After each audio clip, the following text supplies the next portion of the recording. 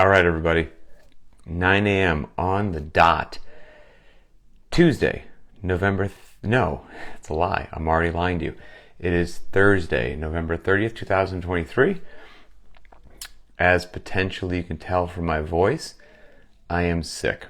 I have just an absolute whopper of a cold.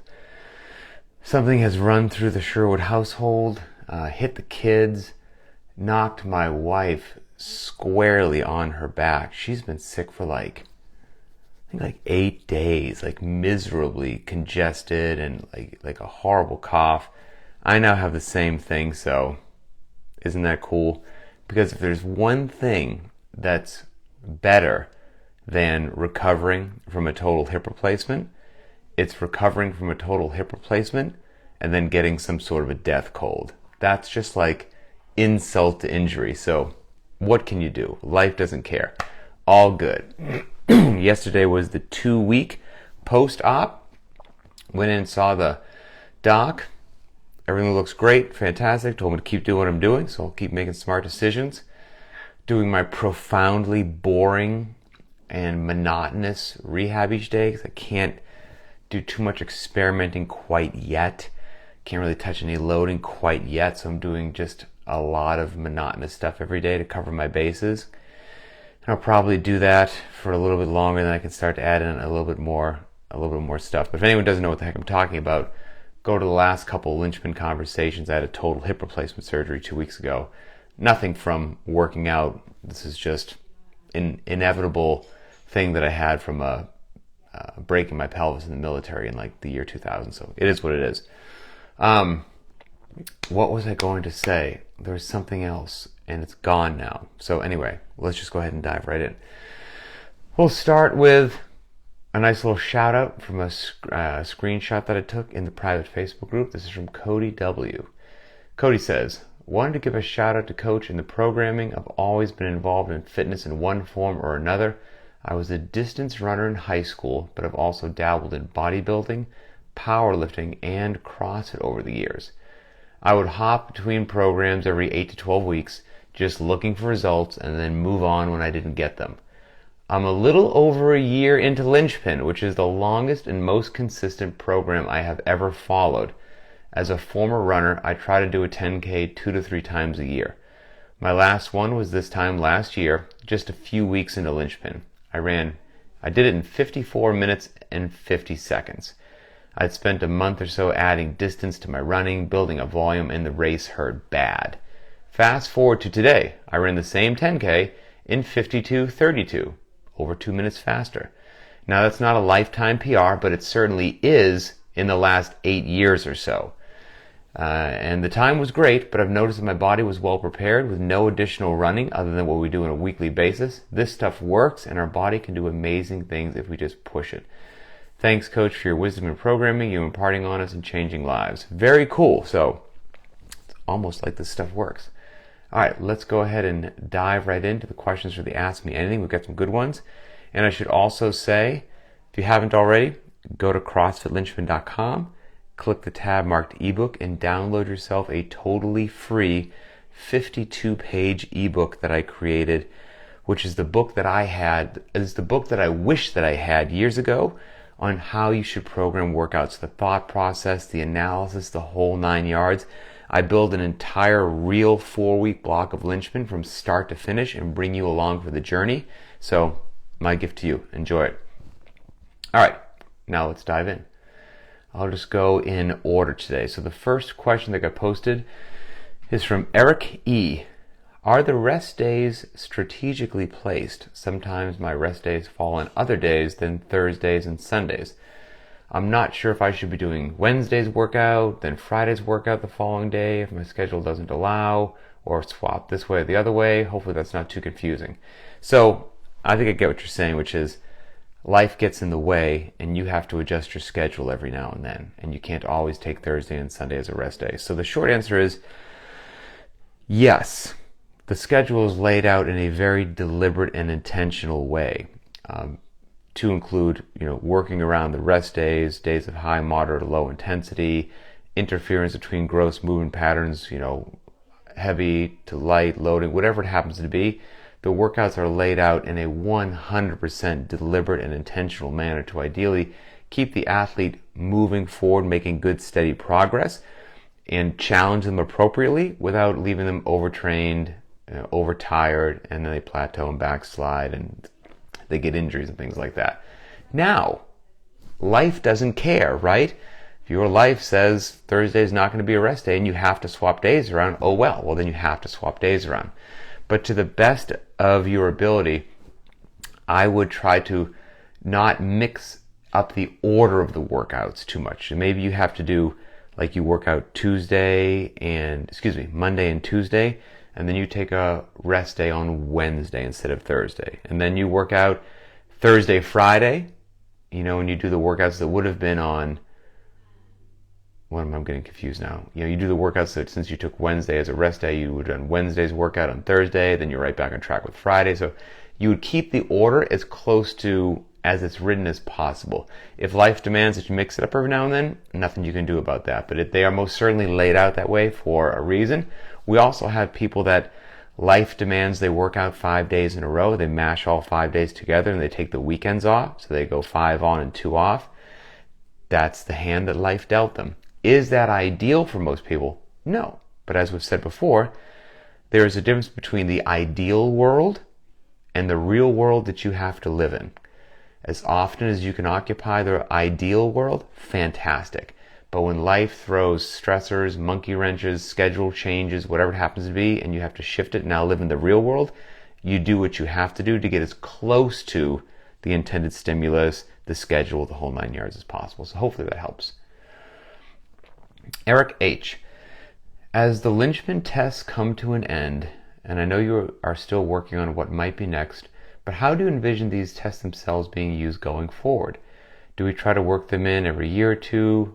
What about someone newer to Linchpin who has only been able to do the last couple as they've come up and missed the earlier one? So yeah, I am still working on what's coming up next, and I'm not quite sure if I should let the cat out of the bag or not. Maybe I'll let the cat a little bit out of the bag. And I'm also not saying that you should keep an animal in a sack, but I'll let the cat out of the bag a little bit. But with regards to the Linchpin test, those are worked into the programming every now and then whenever they happen to make sense. When a workout and the training stimulus for the day is needed and it matches one of the tests, and it's been an ample amount of time since we've done it again, it might make sense to bring that test back out if it fits the protocol. And so you will see them, Eric. They will come back out for sure. So to let this cat a little bit out of the bag, what I'm thinking about doing, and don't hold me to this is why I'm always hesitant to say things, because I don't know if it will come to fruition, but what's rolling around in my head right now is I've been working on something for a long time. I've had the idea for something that I'm calling Linchpin Lifestyle. And because anyone who's been around for a while knows that just being a part of Linchpin, it's not just a workout. So that's a huge part of it, but there's so much more to that.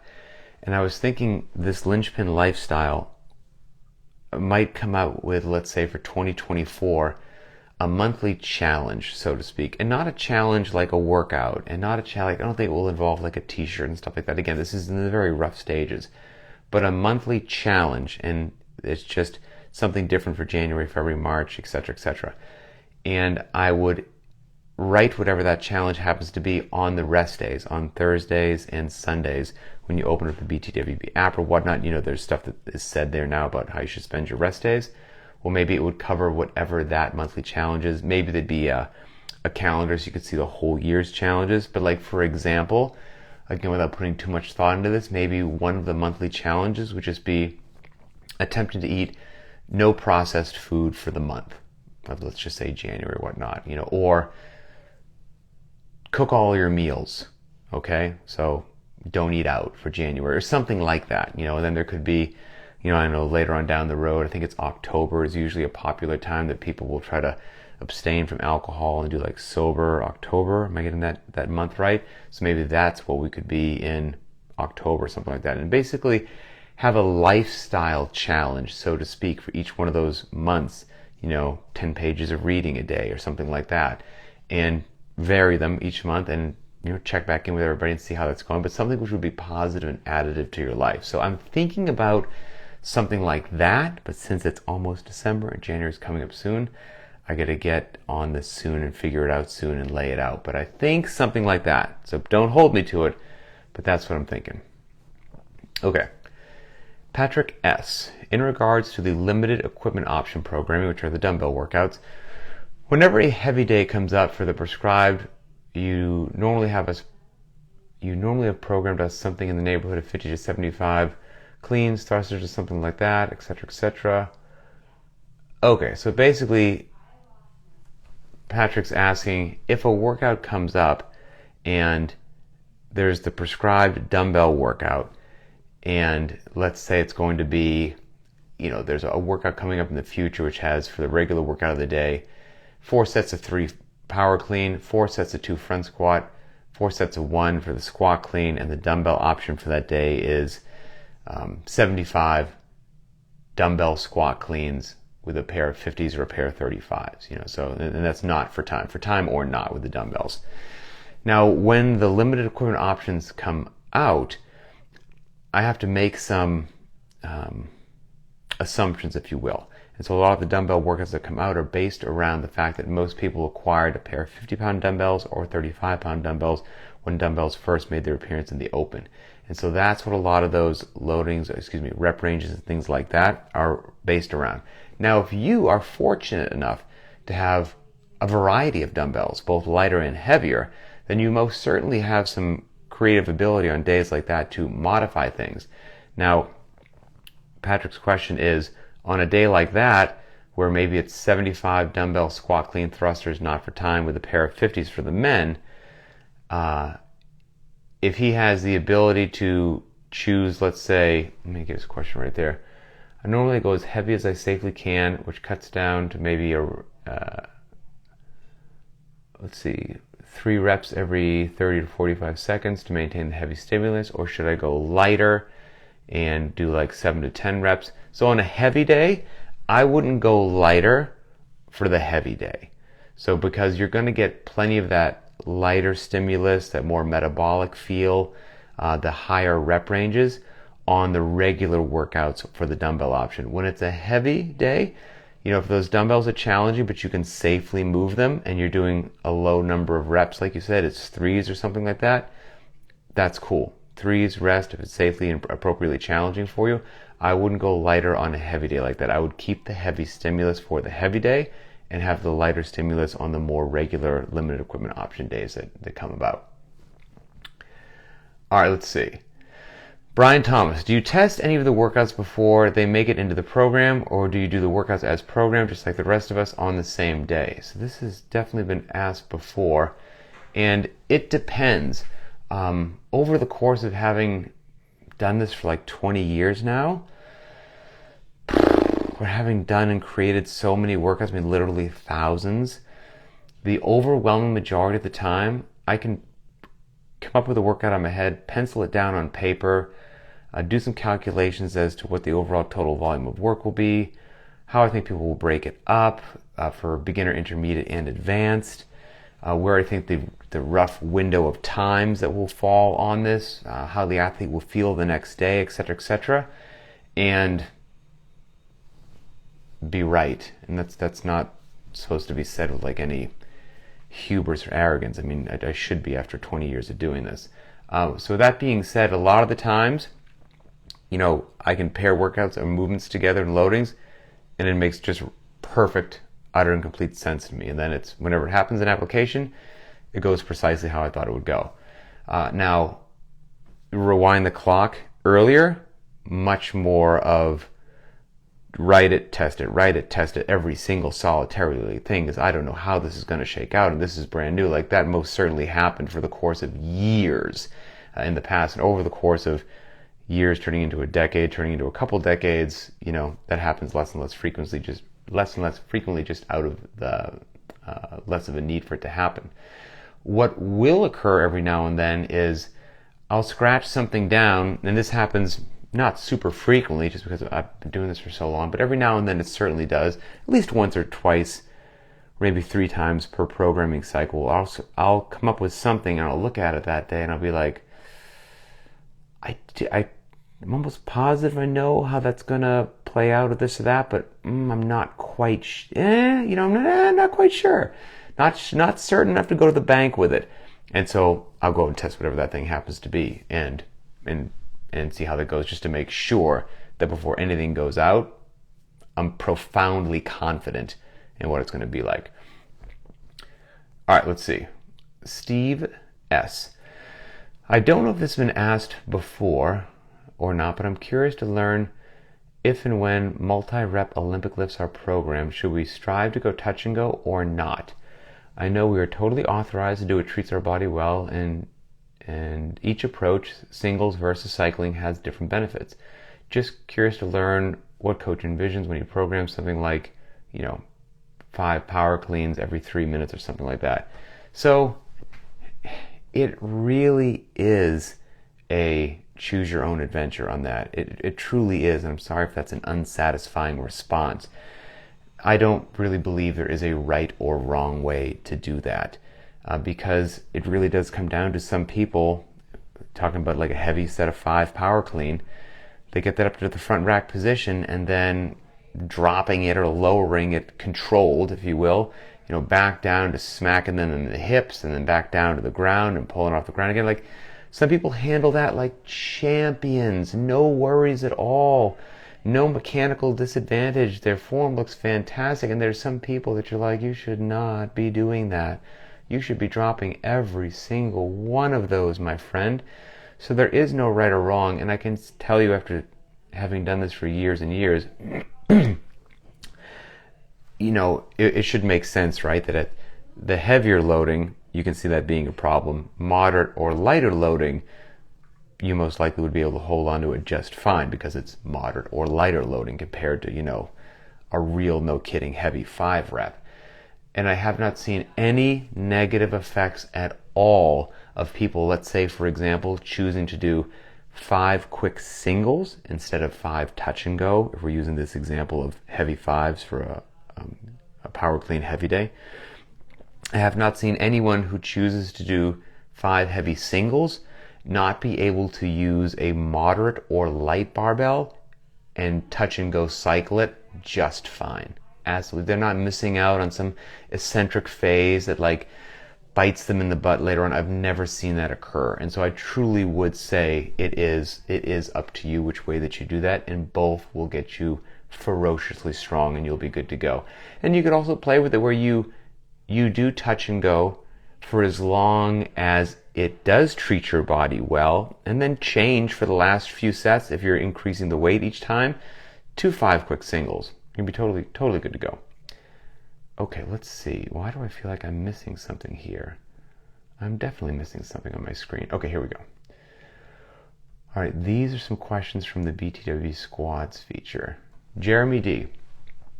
Impressions of rope lowers in place of rope climbs in a conversion. For example, if I start laying on my back on the floor and I go up and down for a 1-to-1 for 15 feet, I would probably do 8 of these. Does that sound right? Oh, I see what you're saying. Okay, so let's say that rope climbs are programmed in the workout, and you have a rope maybe in your garage, but it's just slung over your pull-up bar, so it's not 15 feet off the ground. It's 6.5 feet off the ground or something like that. So the rope's on the pull-up bar, laying down on the ground. You lay down on the ground on your back, keep your body rigid, and hand over hand, keeping your body rigid, you pull yourself to a standing position, and then you hand over hand controlled lower yourself back down to touching the ground. And he says that's probably about 8 pulls for him to make that happen. Does that sound good for a substitution for a rope climb, for a 15-foot rope climb? Yes, I think that's a fantastic substitution for a rope climb. I think that would work really, really well. So yeah, and I've done those before in my garage, and I do them every now and then, and they feel great. My pull-up bar is a little bit lower than that, so every now and then I might do 2, full ups and downs in place of 1 rope climb. And so I also would say it depends upon whether or not that rope climb is with or without feet, because obviously what you're doing right there is without feet. And so if it is a legless rope climb, I would probably do 2 cycles to really fatigue my upper body pull, because that's what would be happening with a legless rope climb. If it's a rope climb where I would be having a foot assist, then just 1 up and 1 down, like those 8 pulls that you mentioned, Jeremy, I think you'd be totally fine with those. Totally good to go. Scott W. I'm going to take a small drink of water so I don't get into a coughing fit. As I mentioned, my family has a death cold. Okay. Scott W. I have the rare opportunity to make a significant purchase for my home gym. That is cool and exciting. The choice is between a wall mount rack and a rower. Which one will get me better return and why? For reference, I have a pull-up bar and I have an echo bike. It gets cold here in the winter that I can't count on being outside to run. Okay, so you've got a pull-up bar and you've got an echo bike, and now your choice is between a wall-mounted rack, squat rack, and a rower. Between those two, and I'm assuming that you don't have a set of squat stands, or maybe you would have mentioned that. If you don't have squat stands, easiest choice in the world. I would get that wall rack, that wall squat stand rack, 100% for sure, good to go. Yeah, the rower's cool. It'd be great to have a rower, but you've got an echo bike, you got a pull-up bar, squat stands, I would say, easy decision for sure. Darren L. I saw a couple videos about how CrossFit is dying in terms of popularity due to the company cutting their media team. Do you think that affects Linchpin much? I see CrossFit as the best workout program, but your programming is always way better than what is on CrossFit.com's workout of the day. Have you considered teaming up with Boz to populate the website with better workouts? What would happen to Linchpin if CrossFit went belly up? Ooh, interesting question. All right, let's break this down. Well, I guess the short answer is there's 2 CrossFits, right? And they get used interchangeably. There's CrossFit, which is the methodology, the fitness protocol, if you will. And then there's CrossFit, which is a corporate entity, HQ, corporate, right? CrossFit, the methodology, it's like you've squeezed toothpaste out of a tube. You can't get it back in. It's out. It's out there forever. So you can't kill the methodology. The methodology will be there forever and ever and ever for all of us to use. Awesome. Will the company be there forever? Has any company ever existed forever? Probably not, right? I mean, every company kind of dies. Most companies at least die after a while. So where is CrossFit corporate or CrossFit HQ in its life cycle? That I don't know. A lot of stuff has changed, that's for sure. I mean, it's owned by a private equity group.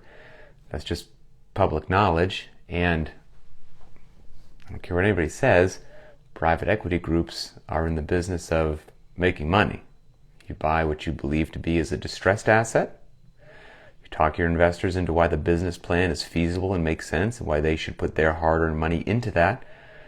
You purchase this distressed asset, and then you implement your business plan ruthlessly to increase revenue and decrease expenses, whatever the heck you have to do that, so that 3 to 5 years later, the books look really good, and then you can sell that company to the next group, and you move on. The private equity group moves on. Love it, hate it, or whatever. I don't think anything that I just said right there is a lie as to how private equity and corporate acquisition generally, their modus operandi. And so what will happen with this buyer, with the next buyer, beats me. I've got no clue what the future holds for CrossFit corporate. But what I can tell you is, like I said, the methodology is out there, and you can never take it back. It's out there for all of us to use forever and ever. And as I see your workouts are the best and better than what's on CrossFit.com. Much appreciated. I do try to actually have the best strength conditioning protocol on the planet from a minimalist perspective. Do I think that whatever happens with CrossFit HQ or CrossFit corporate will affect Linchpin much? I don't. Linchpin's been around for a really long time. It's got solid brand recognition. We do things right, and I think no matter what happens to any other aspect of the corporate structure, everything will be fine here at Linchpin. We're going to keep doing what we do, which is I'm going to keep, regardless of what happens to a corporate structure, I'm going to keep programming what I believe to be the most effective and efficient strength and conditioning workouts on the planet. I'm going to provide them to my community, and we are going to make smart decisions together, and we're going to tell each other the truth, and we're going to support one another, and we're going to make good decisions, and we're going to march ahead month after month and year after year, getting fitter, faster, and stronger, no matter what happens outside the walls of anybody's garage gym. So, yeah, that would be my take on that. All right, let's see. Two more. Joseph G. I'm guessing this is a legit question here, because Joseph, you've been around the community for a long time, but it cracked me up because it's not fitness related at all. What's your go-to research for dog training? Is it the internet, a book, an actual dog trainer? I'm talking general behavior training and the basic tricks to get by, such as leash and crate training, sit, stay, lay down, not to jump on people, etc.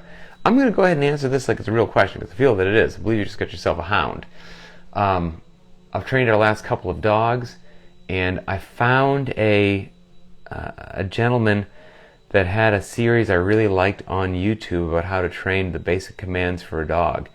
And I did it over the course of like 8 weeks when they were a pup, and it seemed to go really, really well. I will say, so I did sit, stay, come, and crate training is what they did. And sorry, the death cold in my house. I was lucky in the fact that our dogs were never big jumpers, so I didn't have to teach them how to not jump on people, and so that was good. And we don't walk the dogs on leashes. He covered how to do that in his videos as well, but we live on a bit of land, so the dogs can just run around the land. We don't really walk them down the street. But I went with YouTube. Yeah. Let's see. Oh, of course, John W. Hey, before you go, you talked about subbing burpees for test 14. Tell me how many to do. Same as the number of calories on the bike. So just do 30 bar-facing burpees if you don't have an air bike to pedal on.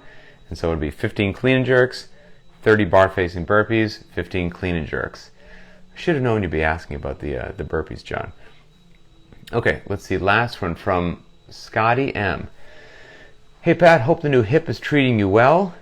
It actually really is. It's funny. Again, I'm only 2 weeks in, and there's a lot of stuff that the risk of dislocation is really high for the first 6 weeks post a total hip replacement, because if you think like the head of the femur sits in the socket, right? And that socket, I believe, is called the acetabulum. And, you know, it had to be able to come in and out for the surgery. So it takes about 6 weeks for some bone to grow around the outside of the acetabulum so that that head of the femur can't just come in and out of that socket at will. And so for the first 6 weeks, as long as you don't do something stupid, there's not a high risk of dislocation, but you have to be smart, got to move slow, nothing super heavy, nothing really heavy, and nothing explosive, things like that. So I've been, as I said, doing just very boring, monotonous things. It's driving me crazy not to touch a barbell. I cannot wait to get back to normal training. But I'm 2 weeks into the 6 weeks. I got another 4 weeks of being a good boy so that I can have a wonderful hip for the rest of my life. But it's very maddening. Okay, sorry, back to the question from Scotty. I'm one month into Linchpin, and I love it. Awesome. And this is my first time using btwb. I love that too. But the btwb fitness levels, after a month of programming, there are still many categories that are locked until I can perform some of the workouts that will register a score in these categories. Roughly how long does it take to execute, knock out enough workouts to achieve all the categories and unlock the fitness level? It could take a few months, I could say, and there might be some, niche one that doesn't seem to get hit or whatnot. I haven't looked at them in a while, but they should all, over the course of some months, get unlocked there for sure, 100%. And I think that is it, and Here's the one thing else that I'll say on that question that was from Darren L. About like wondering what's happening with CrossFit as a company and whatnot. And again, I don't know, but my solemn vow to you is that no matter what storms are raging outside in the world in a corporate structure, or maybe there's no storms, maybe it's just sunshine and rainbows and we're all happy. But if storm clouds roll in and crazy things happen, nothing's going to change with what we've been doing and what we will do. I got you. Like, that's my solemn vow to you at Linchpin. That's what makes Linchpin different. You're not dealing with somebody else. You're not dealing with... You got me. You've got me. And I've got you. And we will do this together. Come hell or high water. We're in this together for the long haul fitness journey. 100%.